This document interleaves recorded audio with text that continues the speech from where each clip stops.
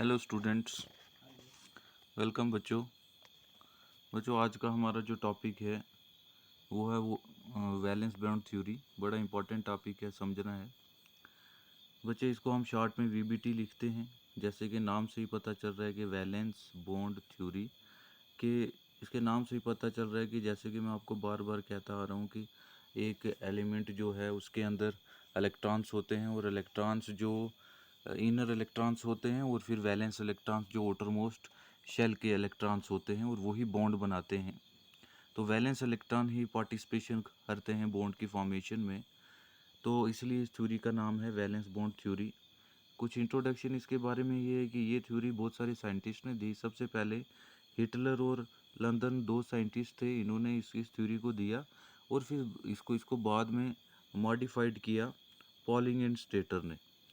तो बेसिकली इस थ्योरी ने एक्सप्लेन किया है कि कैसे एक मॉलिक्यूल जो है वो कोवलेंट बॉन्ड की फॉर्मेशन करता है और क्या होता है। तो इसके पोस्टुलेट्स जो हैं वो समझने हैं। हालांकि इसके पोस्टुलेट्स आपने ये जो मैं आपको ऑलरेडी बता चुका हूँ, लेकिन थ्योरी में आपने पोस्टुलेट्स को लिखना है।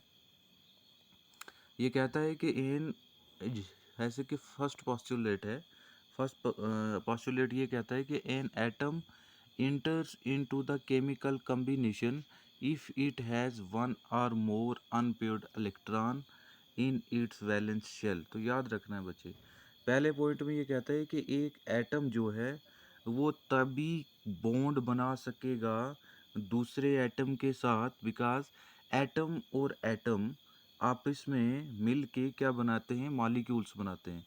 तो ये कहता है कि उन एटम्स के आपस में क्या होने चाहिए, वैलेंस ऑर्बिटल में जो इलेक्ट्रॉन्स हैं वो अनपेयर्ड इलेक्ट्रॉन होने चाहिए। या तो एक इलेक्ट्रॉन होना चाहिए या उससे ज़्यादा होने चाहिए। मींस मिनिमम एक अनपेयर्ड इलेक्ट्रॉन होना ही चाहिए, तभी वो जाके केमिकल बॉन्ड बनाएगा। अब मान लो हम एक एग्जांपल लेते हैं, जैसे हाइड्रोजन है। तो हाइड्रोजन का एटॉमिक नंबर 1 है, तो इसकी इलेक्ट्रॉनिक कन्फिग्रेशन क्या है, 1s1। तो इसके पास क्या है, एक ही इलेक्ट्रॉन है, वही इसका सब कुछ है, यही वैलेंस इलेक्ट्रॉन है। और दूसरी हम एग्जांपल ले लें अगर हीलियम की, तो हीलियम हमारे पास एटॉमिक नंबर 2 है, और हीलियम की इलेक्ट्रॉनिक कन्फिग्रेशन 1s2 है। तो यहाँ पे जो वैलेंस इलेक्ट्रॉन्स हैं वो 2 हैं, और यहाँ पे वैलेंस इलेक्ट्रॉन 1 है। तो हीलियम की अगर हम बात करें तो 1s2 में दोनों, एक इलेक्ट्रॉन क्लॉकवाइज और एक इलेक्ट्रॉन एंटी क्लॉकवाइज में है। तो मिनिमम हम देख रहे हैं कि हाइड्रोजन जो है वो, उसके पास अनपेयर्ड इलेक्ट्रॉन है। तो ऑब्वियस सी बात है, अनपेयर्ड इलेक्ट्रॉन होगा तभी ये जाके बॉन्ड बनाएगा। तो ये बॉन्ड बना लेगा दूसरे हाइड्रोजन के साथ या दूसरे एटम के साथ, चाहे वो हाइड्रोजन हो या फिर कोई और एटम हो, उसके साथ ये मिलके मॉलिक्यूल की फॉर्मेशन कर लेगा। लेकिन जहाँ पे हम बात करें हीलियम की, तो हीलियम के पास वैलेंस इलेक्ट्रॉन जो है वो 2 हैं, और दोनों जो हैं वो एक क्लॉकवाइज और एक एंटी क्लॉकवाइज में मीन्स पेयर्ड है।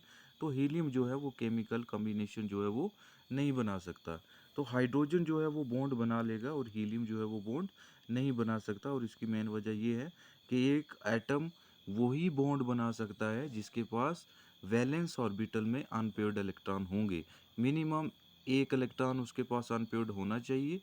अगर उसके पास अनपेयर्ड इलेक्ट्रॉन नहीं है तो वो बॉन्ड की फॉर्मेशन उसमें नहीं हो सकती। सेकंड ये कह रहा है, सेकंड पोस्टुलेट में, कि the valence shell electrons participate in the bond formation, not the inner shell electron. ये कहता है कि मान लो हमारे पास, हम बात करते हैं किसकी, फ्लोरीन की। कोई भी एलिमेंट ले लेते हैं, फ्लोरीन का एटॉमिक नंबर 9 है, 1s2, 2s2, 2p6, sorry 2p5। तो यहाँ पे अगर हम देखें तो यहाँ पे इसके पास वैलेंस इलेक्ट्रॉन जो है वो 7 हैं, और इनर इलेक्ट्रॉन, ये वाले जो इनर हैं 1s2, ये इनर इलेक्ट्रॉन है, इन्हें हम इनर कहेंगे, ये वाले इनर हैं। लेकिन ये वाले, ये सेकंड शेल जो है, सेकंड 2 शेल में इसको हम वैलेंस शेल कहेंगे। तो वैलेंस शेल यहाँ पे कौन सा है, 2 है, सेकंड शेल है। और 2 में अब s भी है और p भी है। तो टोटल इसके पास वैलेंस इलेक्ट्रॉन कितने हो गए, 7 हो गए।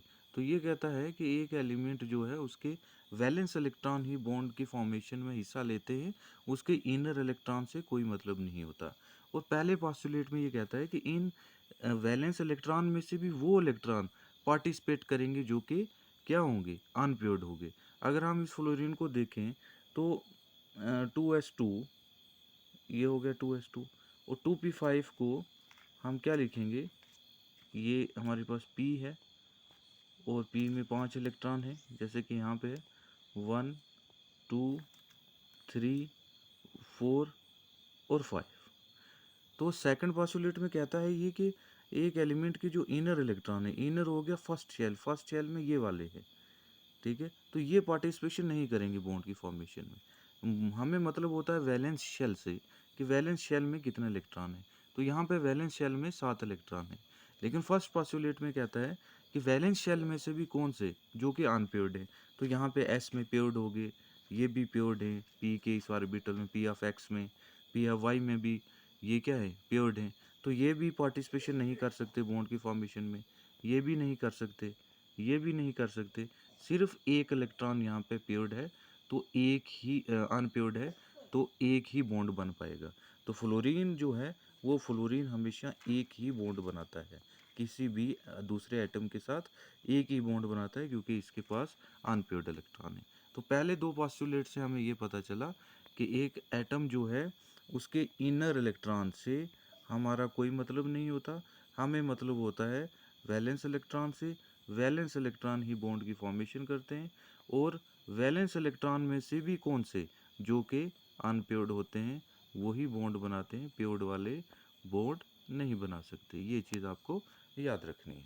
ये बात की इसने पहले दो पोस्टुलेट की। थर्ड पोस्टुलेट में ये कहता है कि a covalent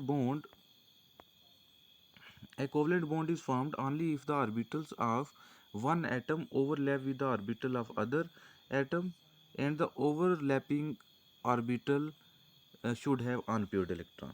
ये तो वही बात होगी कि ऑर्बिटल के पास क्या होने चाहिए, अनपेयर्ड इलेक्ट्रॉन होने चाहिए, तभी वो जाके क्या करेंगे, बॉन्डिंग शो करेंगे।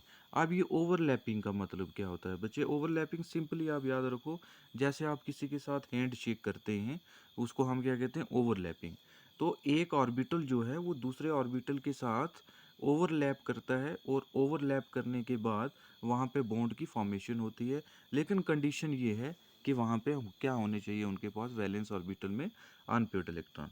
जैसे कि एक सिंपल एग्जांपल मैं देता हूँ आपको, H2 बचे। तो H2 में क्या है, दो हाइड्रोजन है, तो हाइड्रोजन की इलेक्ट्रॉनिक कन्फिग्रेशन क्या है, 1s1। और अगर आपने जो मैं कल आपको व्हाट्सएप पे भेजा, तो मैंने क्या बताया कि एस जो यहाँ पे एस ऑर्बिटल है, एस ऑर्बिटल की शेप क्या होती है, स्फेरिकल होती है। ये हमारे पास एस है, और पहले हाइड्रोजन की बात कर रहे हैं, ये वाला हाइड्रोजन है, और हाइड्रोजन के पास क्या है, हाइड्रोजन के पास एक अनपेयर्ड इलेक्ट्रॉन है 1s1, उसको हमने यहाँ पे शो किया क्योंकि सेंटर में न्यूक्लियस होता है, सेंटर में ये न्यूक्लियस है, और यहाँ पे इसके पास ये अनपेयर्ड इलेक्ट्रॉन है। अब दूसरा हाइड्रोजन, क्योंकि H2 है, दूसरे हाइड्रोजन की इलेक्ट्रॉनिक कन्फिग्रेशन भी क्या है, 1s1, तो इसके पास भी अनपेयर्ड इलेक्ट्रॉन है। तो दूसरा हाइड्रोजन ये वाला हो गया, इसके पास भी क्या है, अनपेयर्ड इलेक्ट्रॉन है। अब ये दोनों हाइड्रोजन हो गए। अब होगा क्या, बेसिकली ये हाइड्रोजन फर्स्ट, ये हाइड्रोजन सेकंड, दोनों के पास अनपेयर्ड इलेक्ट्रॉन हो गए।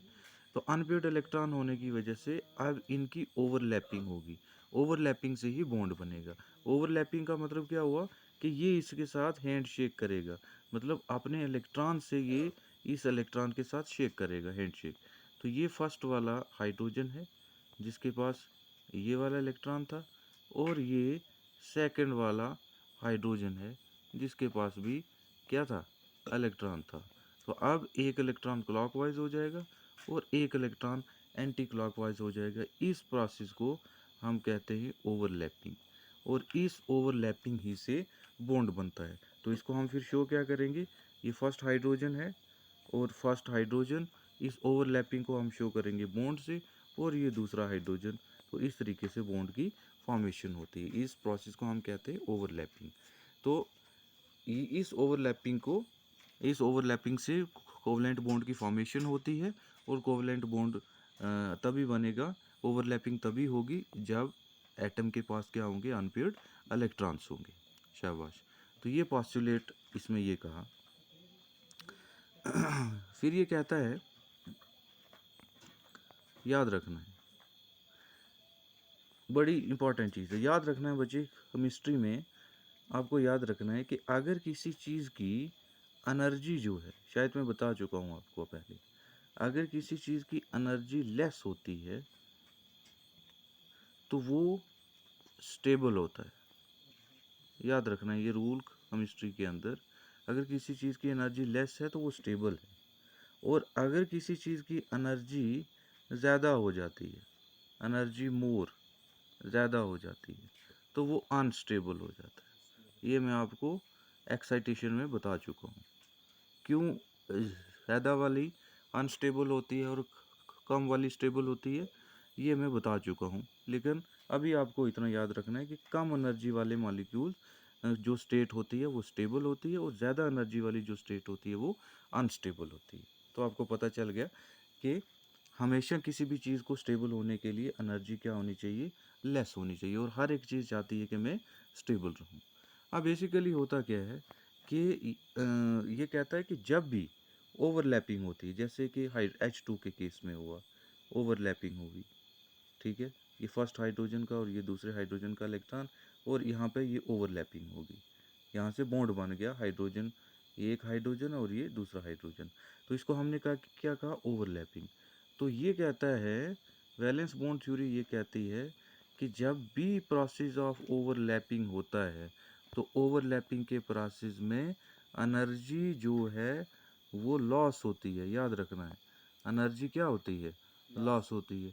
तो अब जब एनर्जी लॉस हो रही है मीन्स एनर्जी कम हो रही है, तो एनर्जी कम होने से हमारे पास जो मॉलिक्यूल है वो क्या हो जाता है, स्टेबल हो जाता है। तो स्टेबिलिटी एक्वायर करने के लिए ही जो मॉलिक्यूल है वो स्टेबल, वो ओवरलैपिंग शो करता है, और ओवरलैपिंग से एनर्जी कम होती है और तभी जाके वो स्टेबल होता है। अगर हम इसको दूसरे सेंस से देखें तो जैसे हाइड्रोजन के पास एक इलेक्ट्रॉन था, इस दूसरे हाइड्रोजन के पास भी एक इलेक्ट्रॉन था, हमने कैसे शो किया कि ये हाइड्रोजन फर्स्ट का इलेक्ट्रॉन है और ये हाइड्रोजन सेकंड का इलेक्ट्रॉन है, दोनों ने आपस में ओवरलैपिंग की। तो ओवरलैपिंग से क्या हुआ, एक एक इलेक्ट्रॉन था, इनके बीच में बॉन्ड बन गया, तो ये कोवलेंट बॉन्ड बना, मीन्स म्यूचुअल शेयरिंग बनी। तो बेसिकली इस हाइड्रोजन के पास एक इलेक्ट्रॉन था और इसको स्टेबल होने के लिए दो इलेक्ट्रॉन चाहिए थे हीलियम तक पहुंचने के लिए, और इसके पास भी एक इलेक्ट्रॉन था, इसको भी एक और चाहिए था कि ये इलेक्ट्रॉनिक कन्फिग्रेशन दो तक, और दो किसकी होती है, हीलियम की। मैं आपको बता चुका हूँ कि हर एक मॉलिक्यूल और एलिमेंट चाहता है कि वो इनर्ट गैस की तरह बने, helium, neon, argon, krypton, xenon, radon उनकी तरह बने। तो इसके लिए इस हाइड्रोजन के पास भी एक इलेक्ट्रॉन है, ये भी अनस्टेबल है, इस हाइड्रोजन के पास भी एक इलेक्ट्रॉन है, ये भी अनस्टेबल है, इसलिए ये दोनों आपस में इलेक्ट्रॉन्स की म्यूचुअल शेयरिंग करेंगे। ये इसके साथ शेयर करेगा और ये इसके साथ शेयर करेगा, शेयर करने से ये भी स्टेबल हो जाएगा, इसके पास भी दो और इसके पास भी दो, ठीक है, और ये स्टेबल हो जाएंगे। तो हमें क्या पता चला कि कोवलेंट बॉन्ड की फॉर्मेशन से मींस ओवरलैपिंग से जो मॉलिक्यूल हैं वो क्या होते हैं, स्टेबल होते हैं। और दूसरे सेंस से मैंने क्या बताया कि ओवरलैपिंग से एनर्जी लॉस होती है, एनर्जी लॉस होने से एनर्जी कम होती है, और एनर्जी कम होने वाली मॉलिक्यूल्स की जो स्टेबिलिटी है वो क्या होती है, ज़्यादा होती है। जैसे कि यहाँ पे दिया हुआ है कि ओवरलैपिंग से एनर्जी जो लॉस होगी, एनर्जी लॉस होने से मॉलिक्यूल स्टेबल होगा, स्ट्रेंथ ऑफ द बॉन्ड जो है वो ज़्यादा होगी, स्ट्रेंथ ऑफ द बॉन्ड वो ज़्यादा हो जाएगी, क्योंकि एनर्जी जब कम हो जाएगी तो वो स्टेबल हो जाएगा। तो भाई जब स्टेबल हो जाएगी कोई भी चीज़ तो उसकी जो बॉन्ड की स्ट्रेंथ है वो ज़्यादा स्ट्रांग हो जाएगी। जैसे हाइड्रोजन H2 की बात हम कर रहे थे, इसके पास एक इलेक्ट्रॉन था, इसके पास भी एक इलेक्ट्रॉन था, दोनों ने म्यूचुअल शेयरिंग की, ओवरलैपिंग की, तो अब इसके पास भी दो और इसके पास भी दो, तो म्यूचुअल शेयरिंग से ये स्टेबल हो गए। तो अब जब स्टेबल हुए तो इनके बीच में ये बॉन्ड की स्ट्रेंथ जो है वो स्ट्रांग होगी। क्यों स्ट्रांग होगी, क्योंकि अब ना ये हाइड्रोजन चाहता है कि मैं बॉन्ड तोड़ूं, क्योंकि ये अनस्टेबल हो जाएगा बॉन्ड तोड़ने से, और ये भी नहीं चाहेगा कि मैं बॉन्ड तोड़ूं, क्योंकि ये भी क्या हो जाएगा, अनस्टेबल हो जाएगा। तो इसलिए दोनों जो हैं वो नहीं चाहेंगे कि वो बॉन्ड को ब्रेक करें। तो इसलिए जो स्ट्रेंथ है वो क्या रहती है, इंक्रीज रहती है, in order to acquire the stability. 6 point जो है इसको थोड़ा ध्यान देना है कि atom do not lose individuality even after the formation of molecules because only outer shell और valence shell electrons are involved, और जो इनर शेल इलेक्ट्रॉन्स हैं वो इन्वॉल्व नहीं कहते। ये कहता है कि एटम्स जो हैं जब वो मॉलिक्यूल्स बना लेते हैं, जैसे हाइड्रोजन एटम है, ये हाइड्रोजन भी एटम है, दोनों ने मिलके ओवरलैपिंग से कोवलेंट बॉन्ड बना लिया और H2 मॉलिक्यूल बना लिया।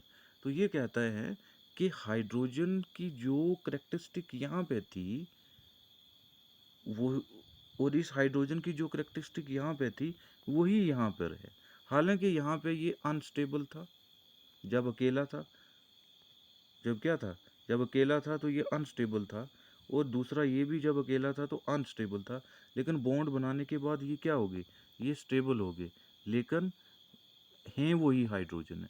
जो करेक्टरिस्टिक एक अकेले हाइड्रोजन की थी वही करेक्टरिस्टिक या इस मॉलिक्यूल में भी हाइड्रोजन की वही करेक्टरिस्टिक रहेगी, उसकी प्रॉपर्टीज़ जो है वो चेंज नहीं होगी। तो वही कहता है कि एक एटम अगर मॉलिक्यूल बना भी लेता है तो वो अपनी इंडिविजुअलिटी को लूज़ नहीं करता है। मीन्स जो चीज़ वो पहले है वही चीज़ वो बाद में रहेगा, सिर्फ और सिर्फ कोई चीज़ चेंज होगी तो वो स्टेबिलिटी चेंज होगी, बाकी उसकी कोई भी प्रॉपर्टी जो है वो चेंज नहीं होगी। तो ये पोस्टुलेट थे वैलेंस बॉन्ड थ्योरी के, जो आपको अपने माइंड में रखने हैं। अब जैसे कि यहाँ पे मैंने आपको बताया कि ऑर्बिटल, जैसे कि मैंने H2 के केस में बताया, तो H2 के केस में यही जो मैं आपको ऑलरेडी बता चुका हूँ वही यहाँ पे बता रहा है कि हाइड्रोजन के जो मॉलिक्यूल्स होते हैं वो अनस्टेबल होते हैं, एक एक इलेक्ट्रॉन होता है, दोनों आपस में क्या करते हैं, ओवरलैपिंग करते हैं, और ओवरलैपिंग करने से एक कोवलेंट बॉन्ड बना लेते हैं म्यूचुअल शेयरिंग से, और फिर वो क्या हो जाते हैं, स्टेबल हो जाते हैं। तो याद रखना है जो एस सब शेल हमारे एस ऑर्बिटल जो होता है उसकी शेप जहाँ भी आप देखोगे वो स्फेरिकल ही होगी।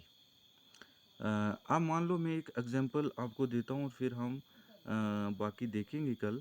मान यहाँ पे जो हम देख रहे हैं, यहाँ पे जो ओवरलैपिंग हो रही है वो किस किस के बीच में हो रही है, ये ध्यान रखना है बच्चे। जैसे कि हमने H2 की बात की, ध्यान देना है, H2 की बात की बच्चे।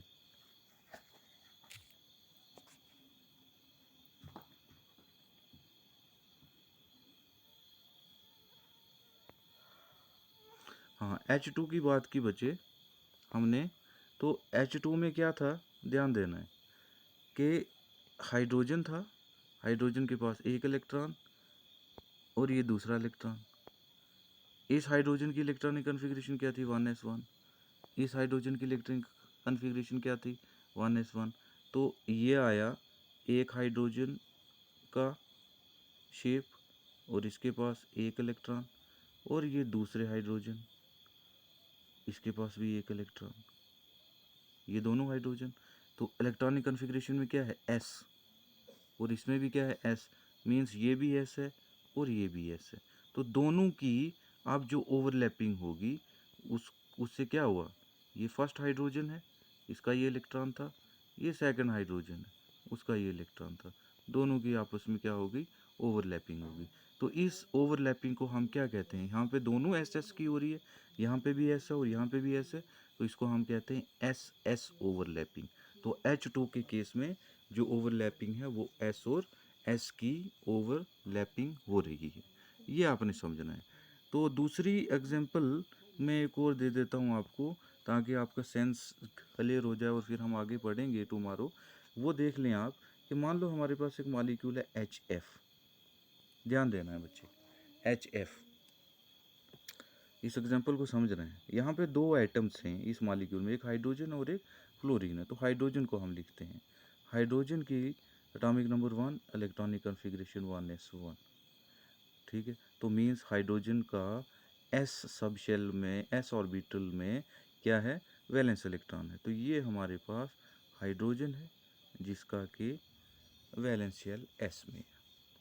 दूसरा कौन सा है? फ्लोरीन। और फ्लोरीन का एटॉमिक नंबर क्या है? 9।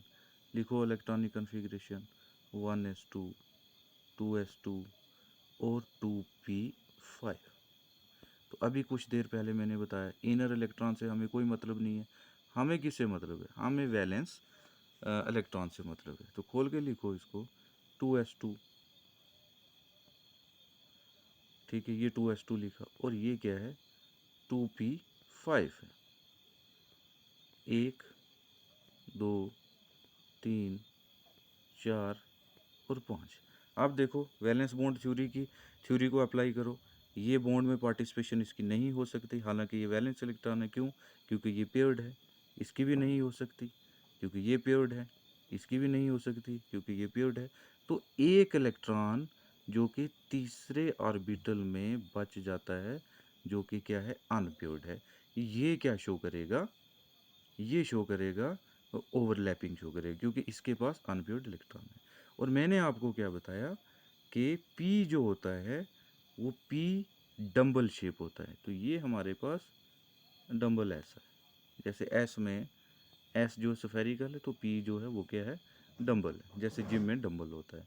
तो जैसे में हमने S में एक इलेक्ट्रॉन को शो किया, तो ऐसे ही अब आपको पता चल गया। ये देखना है, हाइड्रोजन का जो हमने शो किया वो क्या था? ये इलेक्ट्रॉन था।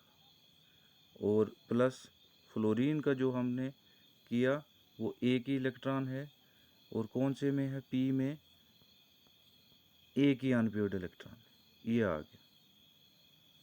ठीक है, अब इन दोनों की आपस में क्या होगी? ओवरलैपिंग होगी। तो जब ओवरलैपिंग होगी तो ध्यान रखना है, ये हाइड्रोजन है, इसका ये वाला इलेक्ट्रॉन, और ये फ्लोरीन का ये वाला इलेक्ट्रॉन। तो ये हो गई ओवरलैपिंग। ये हाइड्रोजन का था S में, 1s1 में था, और फ्लोरीन का किस में था? P में। ठीक है, 2p में। तो ये P में है, 2p में, और ये कौन सा है? 1s में। तो हमारे पास यहाँ पे जो ओवरलैपिंग हुई, इस ओवरलैपिंग को हम कहते हैं sp ओवरलैपिंग। जो H2 के केस में हुआ वो ss ओवरलैपिंग थी, लेकिन HF के केस में जो हुआ वो sp ओवरलैपिंग थी। ठीक है, ये आपको समझना है। दूसरी, चलो एक एग्जांपल आपके लिए और कर देते हैं, CH4। चलो CH4 को हम नेक्स्ट लेक्चर में देखेंगे। आपको ज़्यादा हो जाएगा और कन्फ्यूजन हो जाएगी। आपने अभी ये जो है, जो मैंने आज पढ़ाया है, इसको अच्छे से समझना है, और बाकी जो है हम कल देखेंगे। मान लो एक एग्जांपल कर लेते हैं, F2।